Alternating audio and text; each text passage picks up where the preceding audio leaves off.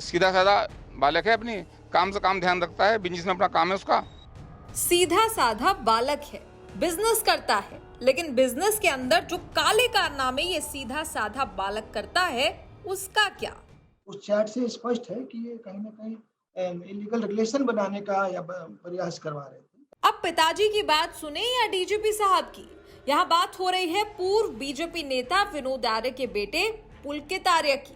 अंकिता भंडारी मामले में पुलकित और अन्य आरोपियों पर आरोप है कि उन्होंने अंकिता पर स्पेशल सर्विसेज देने का दबाव बनाया, न सिर्फ अपने लिए बल्कि अपने दोस्त और क्लाइंट्स के लिए। 19 साल की अंकिता महज एक रिसेप्शनिस्ट की जॉब इस रिजॉर्ट में करती थी, इस बात से अनजान कि उसे इस तरह मौत के घाट उतार दिया जाएगा क्योंकि उसने इन दरिंदों के गलत कामों में शामिल होने और स्पेशल सर्विसेज देने के लिए ना कह दिया। अंकिता भंडारी हत्याकांड में इन सभी घिनौने आरोपों के चलते इसकी गिरफ्तारी तो हो गई, लेकिन अब इसके पुराने काले कारनामे भी सामने आ रहे हैं।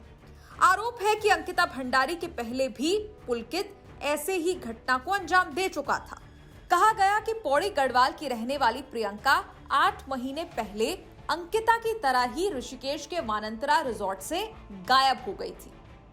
ऐसे ये सारे लोग बता रहे हैं जो यहाँ रह रहे हैं कि पहले भी हुआ था ऐसे, लेकिन वो गरीब परिवार से थे, उन्होंने कहीं कंप्लेन नहीं की, इसलिए वो आज इसका कंप्लेंट गया तो आज ये बात फैल गई। इसकी भी कंप्लेंट जो इसके साथ जो लड़का रहता था बाहर का, जम्मू कश्मीर का समीर है ना, वो लड़का, उस लड़के ने इसकी पोल खोली, मतलब आप लोगों के सामने, रिपोर्टर के सामने पोल खोली, उसने सारी हकीकत बता के तब जाके ये बात आगे बढ़ी। नहीं तो पटवारी क्षेत्र में तो ये बात मामला दबा दिया गया था।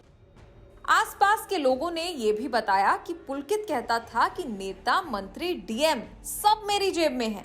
मतलब यूं कहें कि इलाके में खूब दबंगई दिखाता था पुलकित। ये बोलता था कि नेता तो मेरे जेब में है, और डीएम जेब में, नेता पीछे की जेब में, डीएम जेब में है, नेताजी जेब में है। नहीं, नेता पिछली जेब में, नेता जो है, नेता लोग ये पिछली जेब में है, डीएम जो है ये जेबों में है। इसके अलावा आरोप ये भी कि पुलकित का किडनैपिंग में हाथ रह चुका है।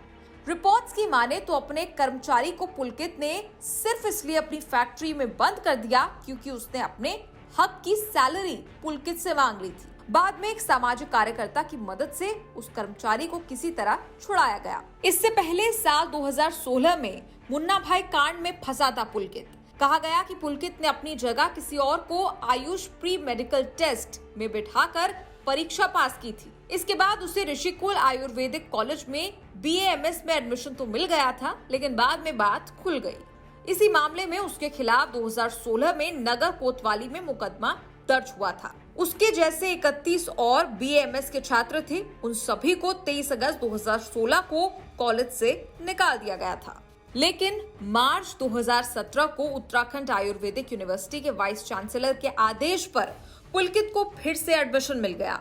बाद में 24 और लोग इसी तरह वापस एडमिशन पा गए।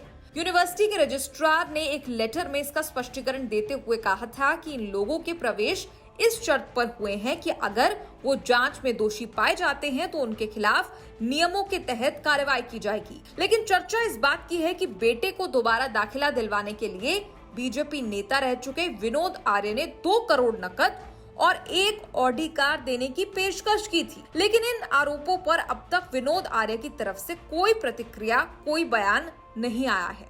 इसके अलावा बताया जाता है कि कोरोना के वक्त लॉकडाउन का उल्लंघन करते हुए भी पुलकित पाया गया था। लॉकडाउन के दौरान वो यूपी के विवादित नेता अमरमणि त्रिपाठी के साथ उत्तरकाशी में प्रतिबंधित क्षेत्र में पाया गया था।